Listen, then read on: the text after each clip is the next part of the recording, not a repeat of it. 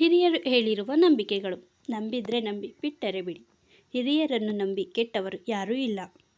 ಯಾವುದಾದರೂ ಶನಿ ದೇವರ ದೇವಾಲಯಕ್ಕೆ ಹೋಗಿ ಬರುವಾಗ ಬೇರೆ ದೇವಾಲಯಕ್ಕೆ ಹೋಗಿ ಮನೆಗೆ ಬಂದರೆ ಪೂರ್ಣ ಶುಭ ಫಲ ಇರುವುದು. ಆಂಜನೇಯ ದೇವರ ಪೂಜೆ ಮಾಡುವ ಮುನ್ನ ರಾಮದೇವರ ಪೂಜೆ ಅಥವಾ ಪ್ರಾರ್ಥನೆ ಮಾಡಿ ನಂತರ ಆಂಜನೇಯ ದೇವರ ಪೂಜೆ ಮಾಡಬೇಕು. ಮನೆಯ ಹತ್ತಿರ ಯಾವುದಾದರೂ ಮಂತ್ರಿಸಿದ ನಿಂಬೆಹಣ್ಣು ಯಂತ್ರಗಳು ಬಿದ್ದಿದ್ದರೆ ಅದರ ಮೇಲೆ ತುಳಸಿ ನೀರು ಹಾಕಿ. ಯಾವುದೇ ತರಹದ ಮಾಟ ಮಂತ್ರಗಳು ಕೆಲಸ ಮಾಡುವುದಿಲ್ಲ. ಮನೆ ದೇವರ ಪೂಜೆ ಮಾಡದೆ ಯಾವುದೇ ಜಪ ಹೋಮ ಮಾಡಿಸಿದರೂ ಫಲ ಕೊಡೋದಿಲ್ಲ. ಸರಿಯಾಗಿ ಶ್ರದ್ಧೆಯಿಂದ ಮನೆಯಲ್ಲಿ ವೈದಿಕ ಮಾಡದೆ ಪಿತೃದೋಷ ನಿವಾರಣೆಗೆ ಪೂಜೆ ಮಾಡಿಸಿದರೂ ಫಲ ಕೊಡುವುದಿಲ್ಲ. ಗಂಡ ಹೆಂಡತಿ ಒತ್ತು ಗೊತ್ತಿಲ್ಲದೆ ಸಂಭೋಗ ಮಾಡಬಾರದು. ಇದರಿಂದ ಮನೆಗೆ ದರಿದ್ರ ಕಾಡುತ್ತದೆ.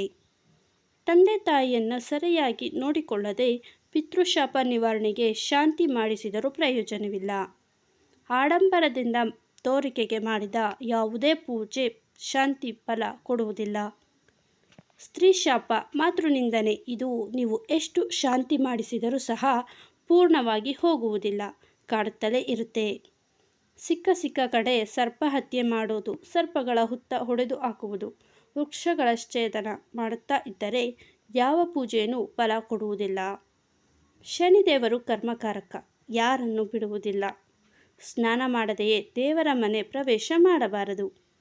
ದೇವರ ಮನೆಗೆ ಪ್ರತಿದಿನ ಸ್ನಾನ ಮಾಡಿ ಶುದ್ಧ ವಸ್ತ್ರವನ್ನು ಧರಿಸಿಯೇ ಪ್ರವೇಶಿಸಬೇಕು. ರಾತ್ರಿ ಮಲಗಿದ ವಸ್ತ್ರದಲ್ಲಿ ಅಥವಾ ಅಶುಚಿಯಾದ ವಸ್ತ್ರ ಧರಿಸಿ ಹೋಗಬಾರದು.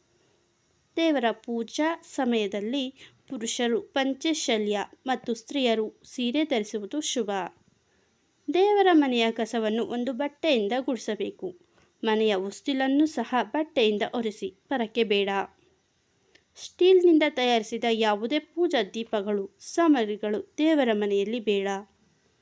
ದೇವರ ವಿಗ್ರಹಗಳನ್ನು ಗುರುವಾರ ಸೋಮವಾರ ಶುದ್ಧ ಮಾಡಿ, ಮಂಗಳವಾರ ಶುಕ್ರವಾರ ಬೇಡ.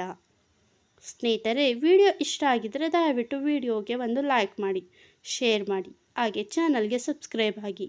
ಧನ್ಯವಾದಗಳು.